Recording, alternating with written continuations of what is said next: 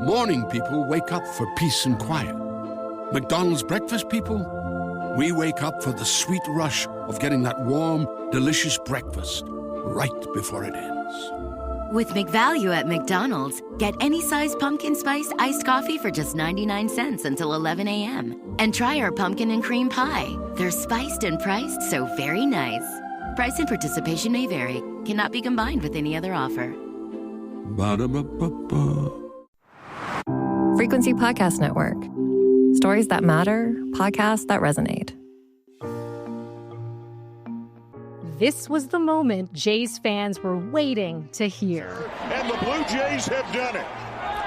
They have knocked off the New York Yankees. They have won their first playoff series since 2016, and they are going to the American League Championship Series. Those sweet, victorious words heard across Canada. The Toronto Blue Jays advancing to the ALCS following a series that was full of excitement, tension, and pride against the rival Yankees. Dale, Yankees lose. Yankees lose. Let's go, baby. Let's go. From diehard fans to the biggest bandwagoners, we're saying all aboard because this squad wants it all. I'm Melanie Ng, and in this episode of The Big Story, we're bringing in a powerhouse panel to break down the Jays' postseason so far, plus what's ahead. Joining me now, play-by-play announcer for the Jays, Ben Shulman, Sportsnet Blue Jays analyst Blake Murphy, and the voice of all things sports on 680 News Radio, Simon Bennett. Ben, Blake, Simon, the powerhouse team, thank you so much for joining on The Big Story, because this is the big story that Canada's talking about. It's all about the Blue Jays. I'm going to start with you, Ben. You just got back in from New York. Whoa, what a time. How do you describe what happened? And, is it all still a blur? Are you still celebrating, having done the play-by-play out there? How are you feeling? Yeah, what a trip, I will say. And yeah, kind of a fever dream of a two games, I think. Game one, as much as it went against the Blue Jays, is probably one of the great games I've ever broadcast. I mean, for them to go up 6-1, to have that moment, if you look at it just neutrally, the Aaron Judge home run to tie it off the foul pole, the pitch that he hit. I mean, only very few players can do that. And it was a very special moment. And then the quick turnaround, because that was a 3.5-hour game. So the quick turnaround into game two. And I think the lack of expectations that a lot of people had for the Blue Jays, and they came out and really just controlled that game and had so many awesome moments in it with Nathan Lucas and Miles Straw. I mean, all of that to culminate in a dead silent Yankee Stadium, where as loud as it was for those two games, you could hear clearly the Blue Jays on the field screaming and yelling, the only voices in the ballpark. It was truly a fever dream. It was unbelievable. And still, I'm kind of gathering all my thoughts about it as we get ready for the second series that they're going to play in this postseason run. It was incredible. You talked about the expectations, and Blake, for you, with a bullpen game, I think a lot of people were saying, is this going to go to game 5, come back to Toronto? Is this where it happens? And, 8 pitchers out there on the mound made a lot of people nervous, but really they came through. What do you make of that game from a pitching perspective? Not only did it make you nervous because it's a bullpen game, but because Shane Bieber didn't get out of the third inning in the day before, a lot of these guys had been used 2 days in a row, 3 days in the last 4. Louis Varland pitched in every game of that series. So you start to wonder, okay, the Yankees have seen this guy a couple times. Will they have something on him? Is this guy tired? So a bullpen day in general is a pretty risky proposition, and you really need to nail when you bring in which guy, and every guy has to contribute. But to do it game 4 of a series after a day where the bullpen covered more than 5 innings is really difficult. So that's a ton of credit to John Schneider and Pete Walker and how they managed all of that. It is a ton of credit to the 8 arms that came through, especially Eric Lauer, who gave them 5 of the biggest outs that they got in there. Louis Varland pitching 4 games in a row and 4 times in 5 days. And it's something that, Ben and Simon and I can sit here and go through, okay, this is how I do it. Here's righty, lefty, righty. Here's lefty, righty, lefty. All it takes is one of those 8 guys to have a bad outing or walk one extra batter, and suddenly your plans and where all the lefties go, where all the righties go, all that gets thrown into array. So that's a day where you really need every single person to execute, and even good relievers are volatile. So to get 8 of them pulling in the same direction on the same day was pretty special stuff. It was incredible stuff. Simon, for you, there are some diehard Blue Jays fans, and there are so many bandwagoners. And hey, listen, we say there's a lot of room here across the country. Let's do it. For you, Simon, what was the big storyline in the ALDS? Was it Vladdy? Was it our pitching? Was it Savage? Who was the big headline for you? I think it's evolved through the last week or so. First off, getting the American League East so they didn't have to play that wild card round, figuring out their pitching, and then everyone sort of took their turn in the spotlight. Vladdy's had an incredible series. Like, from a slow end of the season, he has turned it, like, this is his first look as a clutch postseason player. I wish I'd been in the building. I'm sure, Ben, you can attest to how insane Rogers Center got for the Grand Slam. And then, these guys you didn't expect. Trey Savage was pitching in the low minors in the spring. And then he introduced everybody to that splitter, or whatever that is that the Yankees were flailing at. What a story. And then when he was asked about his family and the crowd was cheering him and he welled up, and that's a great story. And then just the oohs and ahs in Game 4. I don't know about you guys, but every time Sportsnet cut over to John Schneider and Pete Walker, either on the phone or looking at a clipboard, I'm like, oh, not again. But somehow there was managerial expertise. It was every genius move paid off.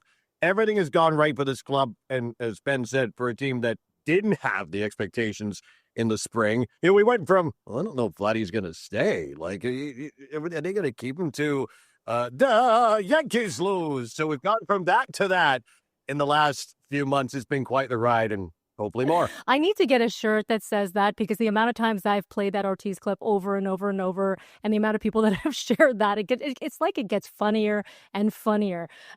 Let's talk about, I do want to say something about you, Savage. In that moment, you talked about that emotion, that raw emotion. I think everyone felt it, seeing his family in the stands. And like you said, this kid that felt like he just flew in the ranks so fast and took that pressure. He's really calm under pressure too, and I think that's something that a lot of people love about him. Ben, I know you've been front and center chatting with all the players, and for a young kid to be so composed, both with what he's doing and then off the field too, there's something special about him. Absolutely. I mean, they, even before the playoffs, they threw him in a game to clinch the playoffs. They threw him in a game where they could have clinched the division on the second last day of the season, and he didn't look nervous in any of those matchups. And, going into your 4th ever major league start against the New York Yankees in the playoffs is about as tough as it gets. There really isn't a higher pressure situation than that. And you honestly would have thought that this was a start in the middle of May in Cincinnati for Trey Savage. Like, there was no difference in the way that he looked and felt and sounded going up into that start the couple days before. I really do think when you draft players, obviously the physical tools are at the forefront, but they do want to know who someone is. And I think that Trey Savage is an 80 grade, the top scouting grade in terms of the personality that he has. He just goes out there and finds a way to kind of minimize the moment in a way that I don't think a lot of 28-year-olds, 29-year-olds could do, let alone a 22-year-old. It's really funny to talk to him, because it doesn't feel like he's by far the youngest guy in that clubhouse, and yet he's not only the youngest guy, he's by far the least experienced guy in that clubhouse, and yet he finds a way to perform at the highest level. You talked about personality, and in some of his interviews, he's just said he's really been welcomed in by these guys, this crew that really feels very close-knit. You hear a lot of them say that over and over, and that's making the difference, because it's not just Vladdy out there. It's not just the big stars. You've got the supporting crew who's out there working their butts off. Blake, for you, who is the all-star in the supporting crew, at least in this division or through the whole season?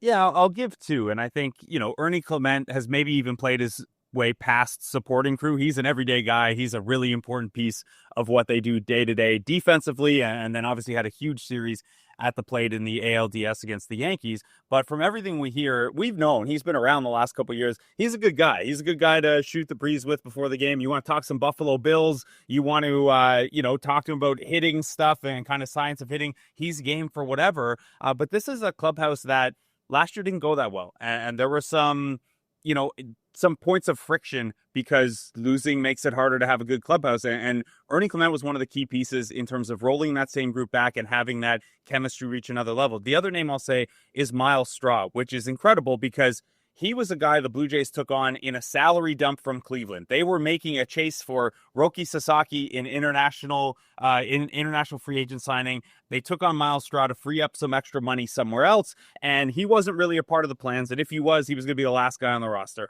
And then Dalton Varsho gets hurt, and Miles Straw is playing a huge role. And everyone in that clubhouse loves him. And he talks about how this team gave him his love for baseball back because last year he spent most of the year in the minors. He got his contract a couple years ago, but this was a guy who, maybe wasn't going to see the major leagues again. And now he's not an everyday piece now that Dalton Varsho is healthy, but a guy who is in the mix a lot of the time for the Blue Jays and a guy who is really, really well liked and well respected in that clubhouse. You could go on. Ben could tell you stories too and list 5-6 other guys who have helped keep that group together. But those are the two that really stand out to me. This team, you talked about injuries, has been plagued with them like any team, especially at this time of the season. And, all eyes on Bo right now. It's funny to think they did this series without Bo Bichette, which is wild. Simon Bennett, if Bo comes back and he's back to his Bo self, what's that going to do for the team in the ALCS? The sky's the limit. You hope if he comes back, they're not just bringing him in at say 50, 60%. We're only just hearing stories in the last couple of days about him jogging. I think there was some viral video that got out there from the games that Rogers said he was basically doing soft toss with the massive Stone Cold Steve Austin knee brace on. So, I think if he's able, we had the same conversation about Anthony Santander, who missed a big chunk of the season as well, and they're integrating him back in. But if Bo can come back, one of the top hitters in the game, if he comes back and adds to this lineup, who knows what the Jays can do. It's actually quite remarkable that they're putting up the runs that they were without him. It's nuts. Okay, so a lot of people have questions about the pitching. Chris Bassett, Max Scherzer, what's going to happen? What do you want to see? We'll start with you, Ben, and I want to go around the horn on this one on who should be in that rotation and who you think might be left off of it. Yeah, I think that, you do want to bring another starter in, I would say. Between Bassett and Scherzer, I think you can make a good argument for either side. But when you looked at the 5-game series, I understood more the 3-starter, 10-reliever situation because he had 2 off days in the span of 5 games potentially. Now that you're going to get to the 5th game and only have had 1 off day in that point, including 3 games in a row on the road, you want to bring in a starter in that situation. Chris Bassett was probably the one pitching hotter going to the end of the year, but he did get hurt. That's why it's kind of a push or pull and really whatever you think or feel most confident about in the given matchup. But I think no matter what, I'm likely going to bring a starter onto that roster to get you to 4 starters as well as the bullpen day went.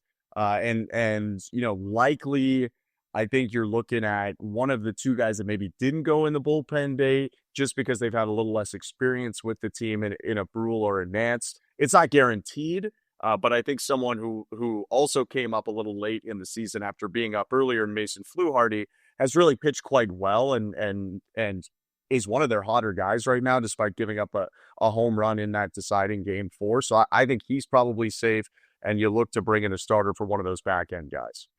Blake, who do you like? Who's doing Game 1? It's got to be Gausman, yes? Yeah, I think we can nitpick who you want to start at home, who you want to start on the road, who would you like available out of the bullpen in Game X or whatever. I think the simplest thing, though, is start your best guy and the guy you have the most faith in first, start the next guy second, start the next guy third. It's a 7-game series. You're going to use your first 3 starters twice each if it goes that long. So I think you go Gausman, Savage, Bieber out of the gate. So 1-2 and then an off day, and then Bieber will go in the 3rd game on the road. I could hear an argument to flip Bieber and Yesavage. Maybe that makes Yesavage available out of the bullpen in game one or something like that. An interesting thing flipped from this past series is that Yankee Stadium is a very hitter-friendly park. Either of the stadiums they're going to play in on the road in the ALCS are fairly pitcher-friendly. Seattle is the most pitcher-friendly park in baseball, and Detroit, you'll give up a lot of triples, but there's so much outfield room to cover that if you're a fly ball guy, maybe there's a little bit less risk. But I think the simplest answer is just start your best available guy the day that he's available, and that would go Gausman, Yesavage, Bieber for me. You would then have Gausman, Yesavage, Bieber for games 5, 6, and 7, and then to Ben's comment earlier, it's just a matter of who you give that game 4 to. I see a lot of nodding from Simon Bennett. Well, what he said, I think the only thing I would add to that, first, you mentioned how the ballparks work, where they're going to be playing next. The Jays are very good defensively. You can get the fly balls, the guys can run it down. But I think what he said, you got your 3 there. The only thing I would say, if you bring in Bassett, I kind of find it hard to believe that somehow Max Scherzer's not somewhere part of this. And yes, he had a terrible September, but that veteran poise that he provides, and he's already doing it in the dugout, I'm sure. It just seems so hard to believe that we won't see him on the mound at all if they're going to go, let's say, to the World Series with that experience. But who knows? Just to add to what Ben and Simon said, the last we heard, Max Scherzer threw a 5-inning simulated game the other day. Chris Bassett was only at 3 innings. So if you're looking at who can give you the most length, like Ben said, Bassett was pitching better than Scherzer when we last saw them. But Scherzer is a little more stretched out, has a little more length to him. So that might be a factor too.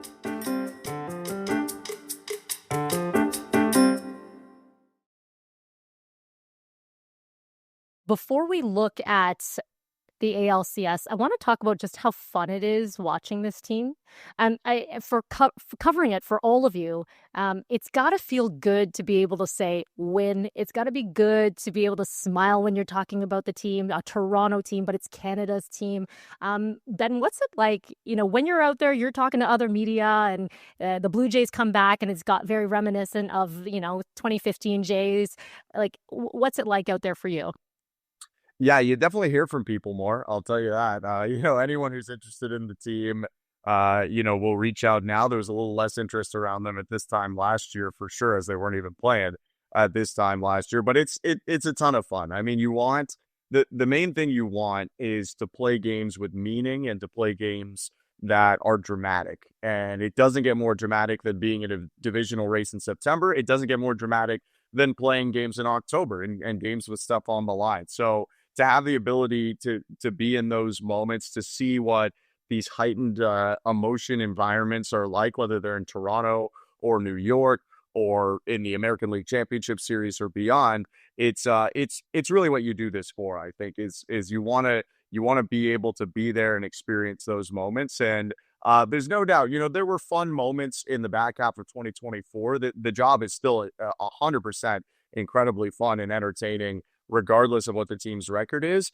But there's a lot more weight, I think, to some of those moments when it truly matters to the team than when it's more individual in a season that's a little bit lost. So it's been great. It's been a ton of fun, and it keeps us working a bit longer too, which isn't the worst thing. It's really fun when you've got the Leafs home opener and people are talking Jays and they've got it up on the Jumbotron, and that's where the conversations are, right? Even the pros are watching the Jumbotron to see what's going on, and that's making it extra fun for sure. Okay, now let's talk about the what's next. In this best of 7, 1 and 2 at home in Toronto, and then traveling to Seattle. What do you make of the matchup, and how's it gonna go, Blake? How's it going to go? If I knew that, I'd be a wealthy man.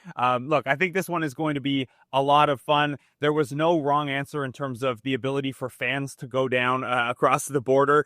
We know fans have done that historically in Seattle pretty well. From a matchup perspective, you're not having to face a Tarek Skubal like you would have had to face against Detroit, but Seattle probably has the deepest rotation in all of baseball, and certainly of the teams left in the American League playoff field. So they have 4 starters. Brian Wu may or may not be back. That will give them a 5th option. And if you were in a close game late, Andres Munoz had maybe the best season of any closer this year. And that is all before getting to the guy who hit 60-plus home runs in Cal Raleigh. So you are dealing with, instead of a guy who's going to finish first or second in the Cy Young Award voting, a guy who's going to finish first or second in the MVP voting. There are no easy landing spots if you get to the ALCS, but this is a Mariners team that runs pretty deep on the pitching side and pretty dangerous with the long ball on the hitting side. So it'll be a tough one. So, Simon, what do the Jays need to do here?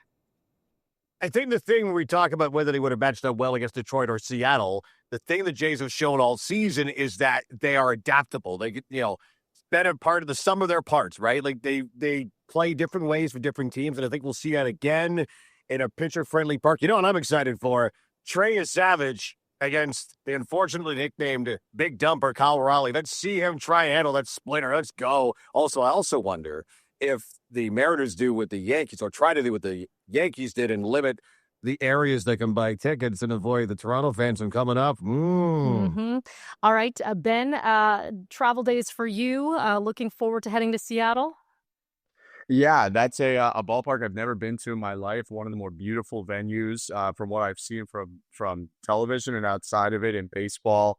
Simon mentioning too the potential there for a lot of fans from Western Canada to be able to go down. It could create a really unique environment in I wouldn't say a rivalry, but at least kind of a spirited matchup. These teams have seen each other in the playoffs. There's a little bit of Cal Raleigh and Blue Jays history back there. Obviously, the Mariners also defeated the Blue Jays in the playoffs when they saw them last. And I think there's a probably friendlier than New York, a friendly animosity between the fans because of what the Seattle games are like when the Blue Jays go down there during the regular season. So, I think this is the match of the prognosticators. Some of them at least would have had going into the playoffs or going into the division series. It's tight between these two teams, really is. And it's another one where it really could go either way, kind of like the American League Division Series. All right, well, we're going to have to take this one game at a time because it's going to be an interesting one. Ben, Simon, Blake, thank you so much for your time. Go Jays. That was The Big Story. You can send us feedback on this episode or any other episode by emailing us at hello@thebigstorypodcast.ca. You can find us on the Seeker app or on all of your favorite podcast players. Don't forget to rate, review, follow, and share. I'm Melanie Ng. Go Jays, go! Thanks for listening.